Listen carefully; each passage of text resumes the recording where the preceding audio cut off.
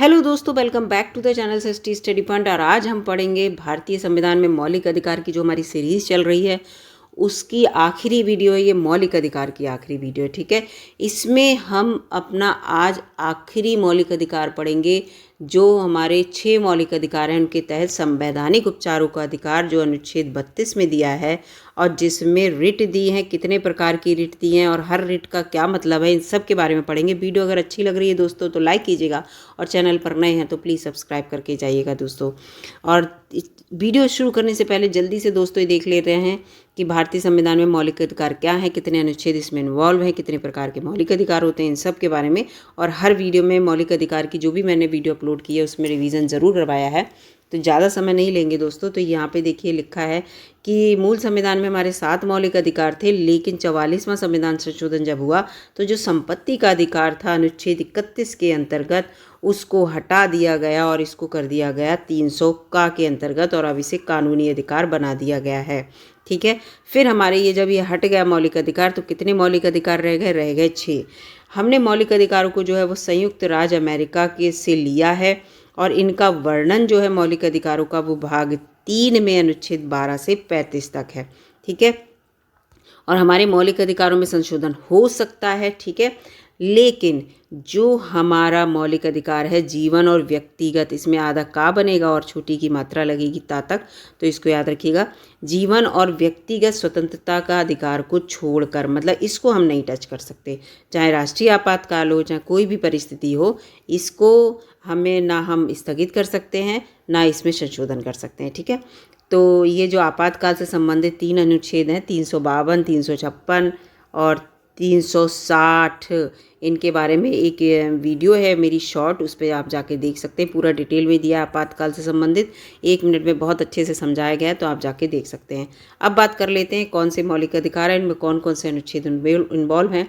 तो देखिए ये पहला है समता या समानता का अधिकार, जिसमें 14 से 18 तक है, मैंने पहले ही बताया था। तो इसमें कितने अनुच्छेद होंगे इन्वॉल्व? 5 अनुच्छेद हैं। इस स्वतंत्रता का अधिकार है, ये 19 से 22 तक है, इसमें 4 अनुच्छेद हैं। बहुत अच्छी ट्रिक से मैंने बताया जो आपको बिल्कुल रट जाएगा। शोषण के विरुद्ध अधिकार हैं, इसमें 2 अनुच्छेद हैं। फिर धार्मिक स्वतंत्रता का अधिकार है, इसमें 4 अनुच्छेद इन्वॉल्व हैं, ये आप देख लीजिए कहाँ से कहाँ तक हैं। फिर संस्कृति एवं शिक्षा संबंधी अधिकार जो हैं उनमें 2 हैं और इसमें संवैधानिक उपचारों की इसमें 1 है, ठीक है। ये जो तरीका है याद करने का, इसमें मैंने अपनी वीडियो में बहुत अच्छे से पिछली वीडियो में बताया है, आप जाके देख लीजिएगा। पहली वीडियो है उसमें बहुत अच्छे से ट्रिक बताई जिससे आपको रट जाए कौन कौन से अनुच्छेद इन्वॉल्व में। बिल्कुल आपको वैसे रट्टा नहीं मारने की ज़रूरत पड़ेगी, आप ऐसे समझ जाएंगे, अपने आप ही लिख लेंगे इतने से इतने तक अनुच्छेद इसमें इन्वॉल्व हैं, इस तरह से। आज हम जो पढ़ेंगे वो पढ़ेंगे संवैधानिक उपचारों का अधिकार। यहाँ पे उपचारों लिख लेना दोस्तों, ठीक है। संवैधानिक उपचारों का अधिकार पढ़ेंगे और इनके बारे में पूरी जानकारी लेंगे। इनमें रिट होती हैं जो सुप्रीम कोर्ट से संबंधित है। ये सुप्रीम कोर्ट में हम रिट दायर कर सकते हैं। और इसमें ये बता दूं कि जो ये वाला जो हमारा अनुच्छेद है वो कोई अधिकार नहीं है, बल्कि हमारे जो इतने अधिकार हैं इन अधिकारों की रक्षा करने के लिए बना हुआ है ये वाला, याद रखिएगा। इन अधिकारों की रक्षा करने, इन अधिकारों के लिए हमें अपने लड़ने के लिए, इन सब के लिए बना हुआ वही रिट कहलाती है, ठीक है। तो यहाँ पे ये मैं आप डिटेल में बात करते हैं दोस्तों। अब बढ़ते हैं संवैधानिक उपचारों के अधिकार के संबंध में। ये आखिरी जो आर्टिकल 32 है इसके बारे में पढ़ रहे हैं हम। संवैधानिक उपचारों का अधिकार इसे कहते हैं। अनुच्छेद 32 एक मौलिक अधिकार है जो भारत के प्रत्येक नागरिक को संविधान द्वारा मान्यता प्राप्त अन्य मौलिक अधिकारों को लागू कराने के लिए सर्वोच्च न्यायालय के समक्ष याचिका दायर करने का अधिकार देता है। यानी कि हमारे जो दूसरे अधिकार हैं अगर हमें नहीं मिल रहे हैं तो हम उनके लिए याचिका दायर कर सकते हैं, उसी को हम रिट कहते हैं इंग्लिश में। और 5 प्रकार की रिट हैं, उनके बारे में हम विस्तृत जानकारी यहाँ पर लेंगे। और जो अनुच्छेद 32 है ये सर्वोच्च न्यायालय से संबंधित है, याद रखिएगा। उच्च न्यायालय से कौन सा अनुच्छेद है रिट से संबंधित वो मैं आगे बताऊँगी, वीडियो में बने रहिएगा दोस्तों, वीडियो बहुत इंटरेस्टिंग होने वाली है। तो ये देखिए यानी कि क्या है, यानी यह वह मौलिक अधिकार है जो अन्य मौलिक अधिकारों के हनन के समय नागरिकों को उनके हनन हो रहे मूल अधिकारों की रक्षा करने का उपचार प्रदान करता है। मैंने बताया था ये भले ही मौलिक अधिकार है, लेकिन ये हमारे जो पिछले मौलिक अधिकार जो ऊपर दिए हैं 5, उनकी रक्षा करने के लिए हमारा उपचार प्रदान करता है। और इसी अनुच्छेद की शक्तियों के अंतर्गत सर्वोच्च न्यायालय में अपने नागरिकों के मौलिक अधिकार सुरक्षित और संरक्षित रखता है। ठीक है, ये बहुत इम्पोर्टेंट है। अंबेडकर जी ने भी इसके बारे में कहा है, बहुत अच्छी बात कही है, वो भी मैं सब बताऊंगी वीडियो में, बस दोस्तों बने रहिएगा, ज़्यादा बड़ी वीडियो नहीं करूंगी मैं। संवैधानिक उपचारों का अधिकार स्वयं में कोई अधिकार ना होकर अन्य मौलिक अधिकारों का रक्षोपाय है, यानी कि रक्षा करता है। इसके अंतर्गत कोई भी व्यक्ति मौलिक अधिकारों के हनन की स्थिति में न्यायालय में शरण ले सकता है, सुप्रीम कोर्ट में। ठीक है, याद रखिएगा, अनुच्छेद 32 सुप्रीम कोर्ट से संबंधित है। अब यहाँ पे आ गई वही लाइन, यहाँ पर डॉक्टर अंबेडकर जी ने अनुच्छेद 32 के लिए यानी कि आर्टिकल 32 के लिए कहा है कि संविधान में ये सबसे महत्वपूर्ण है। ठीक है, और इसको इन्होंने कहा है कि अगर ये नहीं होगा तो इसके बिना संविधान अर्थहीन है, और इसीलिए उन्होंने अनुच्छेद 32 को संविधान की आत्मा और हृदय कहा है। ये क्वेश्चन आता है, इम्पॉर्टेंट क्वेश्चन है, ऑब्जेक्टिव टाइप में आ जाता है कि अंबेडकर जी ने संविधान के कौन से भाग को आत्मा और हृदय कहा है। इसके साथ साथ जवाहरलाल नेहरू जी ने कौन से भाग को कहा है, तो जवाहरलाल नेहरू जी ने जो है उसे प्रस्तावना को कहा है, याद रखिएगा। ठीक है, दोनों ने अलग अलग कहा है, तो ये क्वेश्चन अक्सर आ जाता है। चलिए दोस्तों आगे बढ़ते हैं। अब अनुच्छेद 32 को पूरा डिटेल में पढ़ते हैं। अब यहाँ भी ये भी पता चलेगा कि हाई कोर्ट में कौन सा अनुच्छेद रिट से संबंधित है। अनुच्छेद 32 में देखिए लिखा है, संवैधानिक उपचारों के अधिकार स्वयं में कोई अधिकार ना होकर, वो मैंने बता ही दिया, दूसरे मौलिक अधिकारों का रक्षक है ना, न्यायालय में शरण ले सकता है। अब देखिए यहाँ पे लिखा है कि अनुच्छेद 32 के तहत सर्वोच्च न्यायालय में और अनुच्छेद 226 के तहत उच्च न्यायालय में। ठीक है, ये दोनों क्वेश्चन आ जाते हैं, कन्फ्यूज़न क्रिएट करते हैं। न्यायालय में व्यक्ति के मौलिक अधिकारों को प्रवर्त करने के लिए 5 प्रकार की रिट जारी करता है। ठीक है, ये क्वेश्चन याद कर लीजिएगा। फिर से मैं आपको बता दे रही हूँ कि अनुच्छेद 226 जो है वो हाई कोर्ट के लिए है, 5 टाइप की रिट्स के लिए, है ना, और अनुच्छेद जो 32 है वो सुप्रीम कोर्ट में 5 टाइप की रिट्स के लिए है। ठीक है, ये रिट लिखा हुआ है तो इनके लिए है, इसको याद रखिएगा, क्वेश्चन आता है ऑब्जेक्टिव में। इसमें देखिए 5 प्रकार की रिट यहाँ पे लिखी हैं। पहली लिखी है बंदी प्रत्यक्षीकरण, दूसरी परमादेश, तीसरी प्रतिषेध। इनको इंग्लिश में भी मैं आपको बताऊंगी, पूरा इंग्लिश में इनकी मीनिंग वगैरह आगे वीडियो में, बस बने रहिएगा दोस्तों। ठीक है, फिर है उत्प्रेषण और फिर अधिकार पृच्छा। ये 5 हो गई रेट, यही 5 रेट 226 के तहत उच्च न्यायालय में। सबसे पहले आ जाते हैं हम यहाँ पर दोस्तों, बंदी प्रत्यक्षीकरण, जिसे हार्बियस कार्पस कहते हैं। इसको रट लीजिएगा, क्योंकि एग्ज़ाम में क्या होता है कि आजकल एग्ज़ाम में ये वाला नहीं देते हैं, इसी को इंग्लिश में लिख देते हैं ऐसे, हार्बियस ऐसे करके लिख देंगे वो लोग। हार्बियस, ये हा है दोस्तों, हार्बियस कार्पस ऐसे लिख देते हैं, और फिर बच्चा जो है वो परेशान हो जाता है कि हार्बियस कॉर्पस किसे कहते हैं। जिनने हिंदी में याद किया होगा उनके साथ बता रही हूँ, तो इसको इंग्लिश में याद कर लीजिएगा दोस्तों।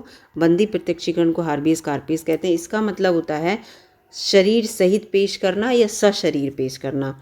You have a body English में, इसको भी याद कर लीजिएगा, क्योंकि ये दोनों मिलान करने को आ जाते हैं और हिंदी में लिख देते हैं और मिलान करने को तो कन्फ्यूजन हो जाता है, जो क्वेश्चन आता नहीं मैच वाला इस तरह का। जब किसी व्यक्ति को गिरफ्तार किया जाता है तो न्यायालय बंदी प्रत्यक्षीकरण का आदेश दे सकती है, यानी कि किसी भी व्यक्ति को गिरफ्तार कर लिया अगर, और उसे 24 घंटे के अंदर न्यायालय में पेश करना होता है। जिन्हें ये नियम पता है तो वो तो ठीक है, नहीं तो कभी कभी कैसा होता है कि थाने में ही उसको बंद रखते हैं, जो बंदी बनाया गया है, और न्यायालय में पेश नहीं किया जाता। तो इसके लिए ये है कि आपको 24 इस आदेश का देखो अर्थ है कि गिरफ्तार करने में 24 घंटे के अंदर व्यक्ति को मजिस्ट्रेट के समक्ष आपको अनिवार्य रूप से पेश करना है। ठीक है, ऐसा नहीं कि आप अपनी मर्जी से उसे 1, 2 दिन 3 दिन रख सकते हैं, नहीं, 24 घंटे के अंदर। यदि न्यायालय व्यक्ति को अवैध तरीके से गिरफ्तार करती है तो उसे छोड़ने का भी आदेश न्यायालय दे देता है। तो ये है, अगर हमारे अधिकारों का हनन हो रहा है और हमें लग रहा है कि हमें गिरफ्तार किया गया है, हम 24 घंटे के अंदर मजिस्ट्रेट के समक्ष पेश नहीं कर रहा है, तो हम ये वाली रिट जो है वो दायर कर सकते हैं, याद रखिएगा। ठीक है, तो ये पहली रिट हो गई, बंदी प्रत्यक्षीकरण, हार्बियस कार्पस, सशरीर पेश होना, यू हैव द बॉडी, याद रखिए। दूसरा है परमादेश। परमादेश से आप समझ ही गए, जिसे मैंडेमस कहते हैं इंग्लिश में। इसका अंदर क्या है कि हम आदेश देते हैं, वी कमांड। ठीक ठीक है।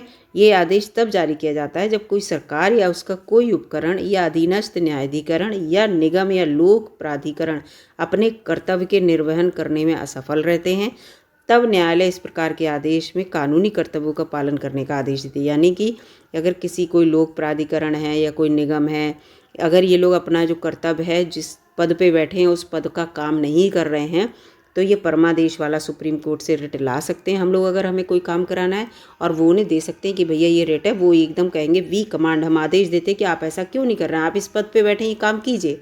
ये सुप्रीम कोर्ट इसको ऐसे करके आदेश दे सकती है, यानी कि हमारे जो अधिकार हैं उनका हनन यहाँ पर भी नहीं होगा।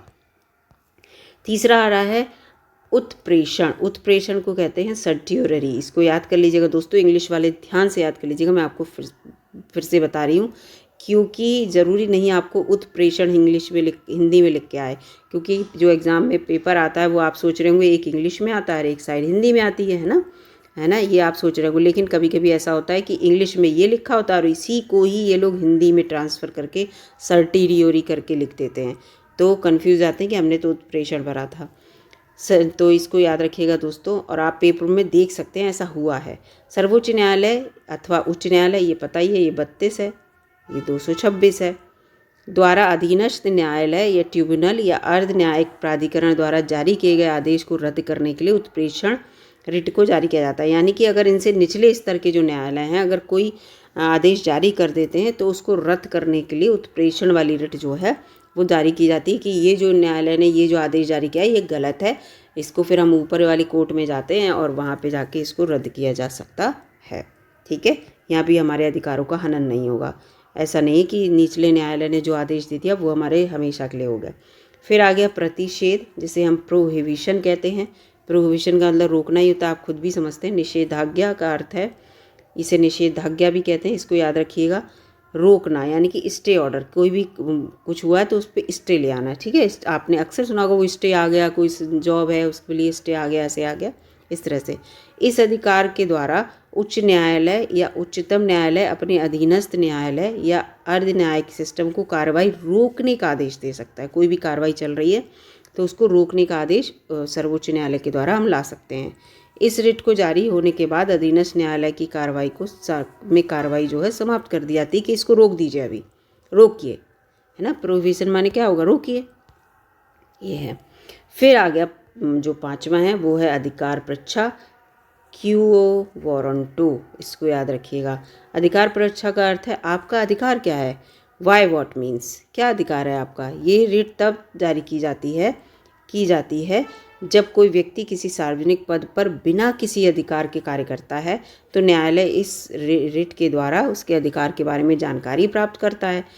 उस व्यक्ति के उत्तर से संतुष्ट न होने पर न्यायालय उसके कार्य करने को रोक लगा सकता है। मान लीजिए कोई किसी पद पर नहीं है, ठीक है, सार्वजनिक पद पर नहीं है, लेकिन कोई कार्य कर रहा है कोई व्यक्ति, अब किसी ने रिट दायर कर दी कि ये कार्य जो है इनके स्तर का नहीं है या इनके पद का नहीं है, तो सुप्रीम कोर्ट ये अधिकार परीक्षा वाली रिट जो है वो कोई डालेगा तो उसके लिए ये कह सकता है कि आप ये किस अधिकार से कर रहे हैं भाई, आपको कौन सा पद मिला हुआ है।